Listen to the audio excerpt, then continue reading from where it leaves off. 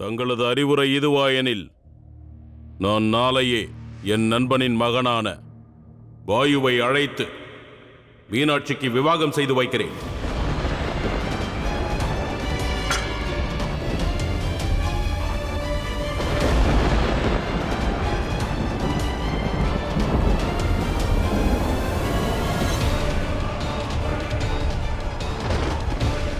ஆதிசக்தியின் விவாகத்தை பற்றி உரையாடியவுடன் இந்த இயற்கை தன்னுடைய எதிர்ப்பை நம்மிடம் காட்டுகிறது. இயற்கையே, நீ என்னதான் குரோதத்தை வெளிப்படுத்தினாலும் உன் பார்வதியின் விவாகம் வாயுவுடன் நிச்சயம் நடக்கும். சிவனை சக்தியிடமிருந்து அருணாசுரன் நிச்சயம் பிரிப்பான். அருணாசுரன் நிச்சயம் பிரிப்பான். அருணாசுரன் நிச்சயம் பிரிப்பான்.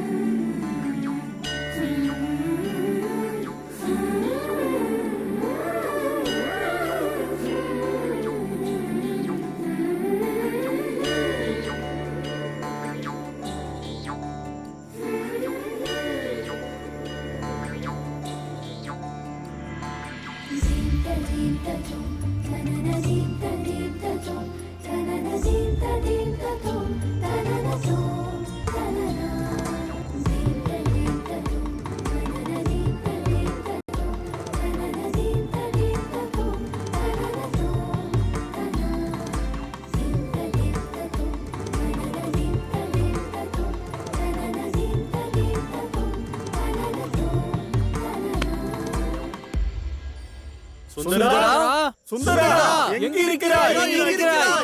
எங்க இருக்கிறாய்?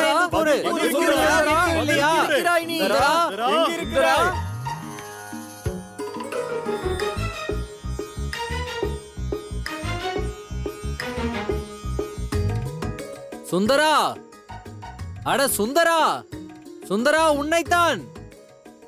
என்ன ஆலோசித்துக் கொண்டிருக்கிறாய்? அந்த பெண்ணை பற்றி தான் ஆலோசித்துக் கொண்டிருப்பான். என்ன சரிதானே?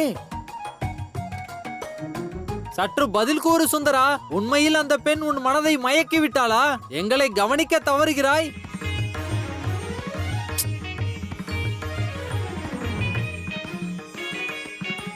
இனி இவன் நம்மிடம் முறையிட மாட்டான். வாருங்கள் செல்வோம்.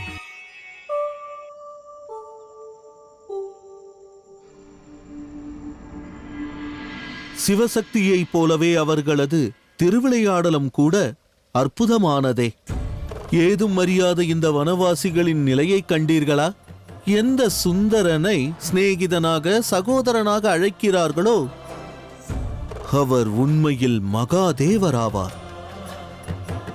அதோடு அவர்கள் சிவனின் தியானத்தை கலைப்பதற்கு முயற்சி செய்து கொண்டிருக்கிறார்கள். அதற்கு சாத்தியம் இல்லை.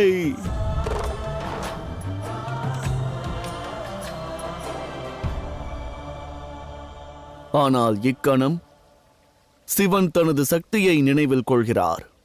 ஒருவரை எண்ணி பார்ப்பது கூட தவம் புரிவதற்கு நிகர்தானே? ஆயினும் பிரபு, சுந்தரனுக்கும் மீனாட்சிக்கும் இடையே இப்பொழுதுதான் மாபெரும் விவாதம் நடந்துள்ளது. அதற்கு பிறகும் கூட சுந்தரன் மீனாட்சியை பற்றி எண்ணுவது ஏன் என்று எனக்கு விளங்கவில்லை பிரபு. இரு ஆன்மாக்கள் இணைவது முன்பே தீர்மானிக்கப்பட்டது. இரு உடல் இணைவதற்கே தாமதமாகும் தேவரிஷி.